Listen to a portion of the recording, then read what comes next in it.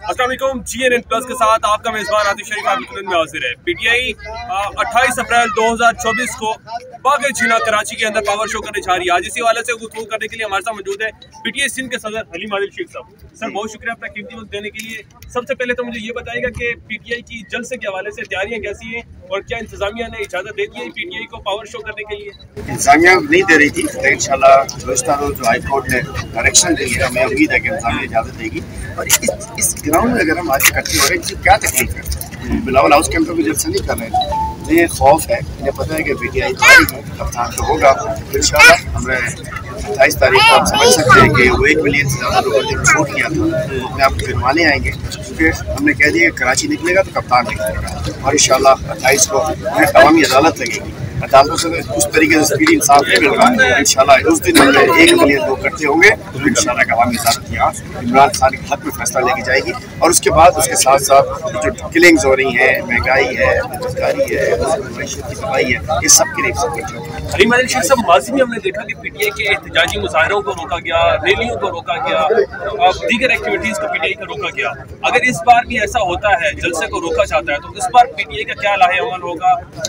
जो पहले हम जेल प्रूफ हो चुके हैं, जेल शेर हमारे बोल रहे थे, लेकिन मुझे नहीं लग रहा अब चूँकि इन्होंने जो गद करना था, जो डाका डाला तो डल चुका है इसका 8 फरवरी को। अब मुझे नहीं लगता कि ये रुकेंगे, क्योंकि अदालतें मौजूद हैं, इंसाफ कहीं नहीं इतना तो मिल ही जाता है। आइन की राय का इंसाफ मिला है, जलसा किया होने का इंसाफ मिला।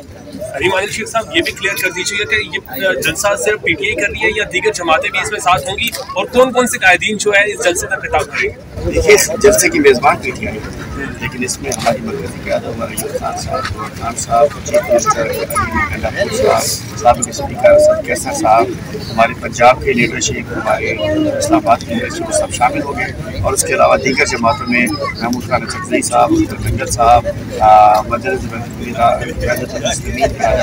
साहब, जमात इस्लामी को हमने दावत दी है, JDU को दावत दी है, अवामी तहरीक को दावत दी है, अवामी तहरीक को सिंध यूनाइटेड पार्टी को दावत दी है। हम बहुत सारी पार्टियों को दावत दे रहे हैं। उनके कायदीन को बुलाएंगे, मेज़बान हम होंगे, वो हमारे मेहमान होंगे, उनको बुलाएंगे ताकि वो आगे खिताब। शेख साहब, इमरान खान साहब को एक रिलीफ दिया जा रहा है, रिलीफ मिलता हुआ दिखाई दे रहा है, तो क्या लगता है आपको कि इमरान खान साहब की रिहाई कब तक मुतवक्का है, और क्या इसके पीछे कोई डील वगैरह चलेगी? माशाल्लाह, डील करनी होती पहले दिन की जाती है। कोई केस नहीं है, झूठे केसेस अदालतें कब तक घसीट सकती, जितना घसीट सकते थे घसीट दिया। अदालतों के जरिए रिलीफ अदालतें दे रही हैं, और इंशाल्लाह मुझे उम्मीद है इमरान खान मई में हमारे साथ। कराची की आवाम के लिए क्या मैसेज है जलसे के हवाले से?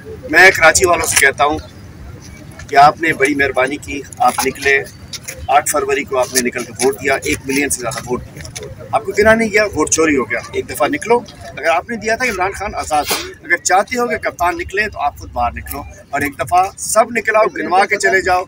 1 मिलियन लोग निकलेंगे, वो अवामी अदालत होगी, और अवामी अदालत का फैसला बड़ा सख्त होगा, सबको मानना।